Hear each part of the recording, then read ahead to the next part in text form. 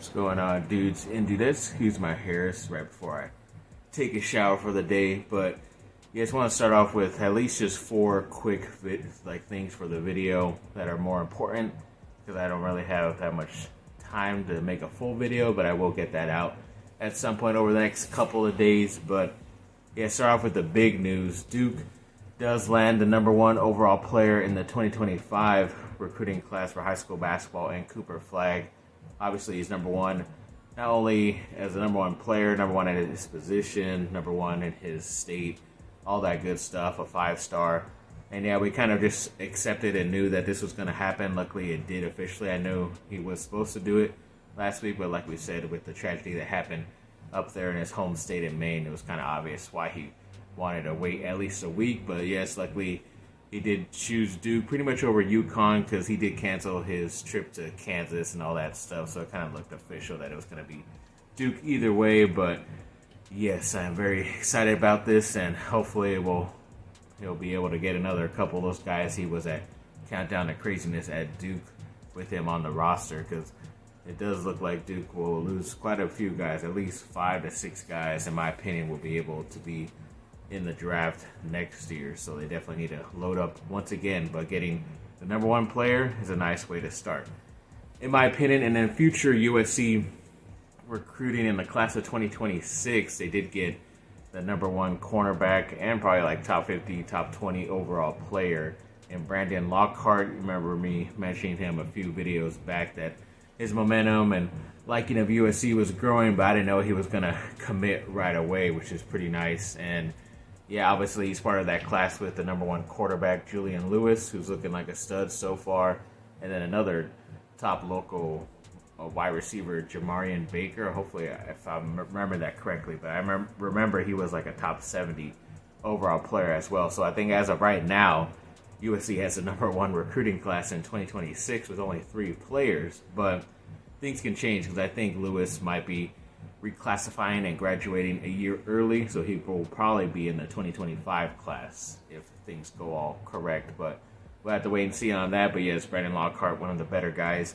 I know some places have him as a 4-star, but he's already 5-star in a lot of places too. And then with another year to go, he'll definitely bump up himself to 5-star status, in my opinion. So definitely looking forward to that. And I talked about a couple of victories for my teams. Yes, USC barely against the Cal Bears won that game 50-49.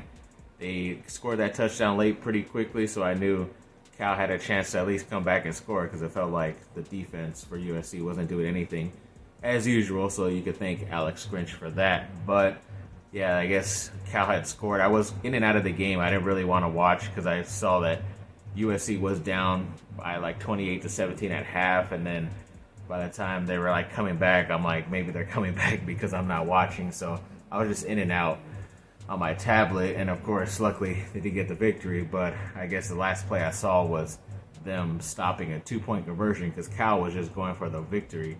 They were like, nah, we don't want to go to overtime, and they went for 2 points at the end and didn't get it. That's why it was a difference of 1 point. But luckily, the defense finally stepped up there. And yeah, Caleb's numbers looked good, but they could have been even better. Obviously, the #1 player was Marshawn Lloyd. He had like definitely over 100, almost 150 plus rushing yards, definitely like close to 100 receiving yards, and a couple touchdowns. So he was definitely the Trojan of the game, in my opinion. And obviously, they need to keep learning how to run the ball, or continue to do that. It's part of their game plan, because it's been working effective as of late. But I don't know, it's Lincoln Riley, it's Caleb Williams. They always want to freaking throw the ball, but at least it was a victory, right? You just get the number pretty much close to a top 5 offense coming into USC in Washington, and they're a top 10 ranked team, if I'm not mistaken. So you have a chance to upset, and if not, then we'll see what happens. But I think USC still ended up staying at number 24 overall in the AP poll. They didn't move up or down, so I don't know if that's a good thing or a bad thing, but most of the teams left on their schedule are pretty much ahead of them. So like I said, destiny is just in their way. They got to go get it. And then, yes, the Chargers, they did get the victory on Sunday night against the Chicago Bears. So I'm sorry for all my family that are Chicago Bears fans. The Chargers definitely needed this one. They got that, 30-13.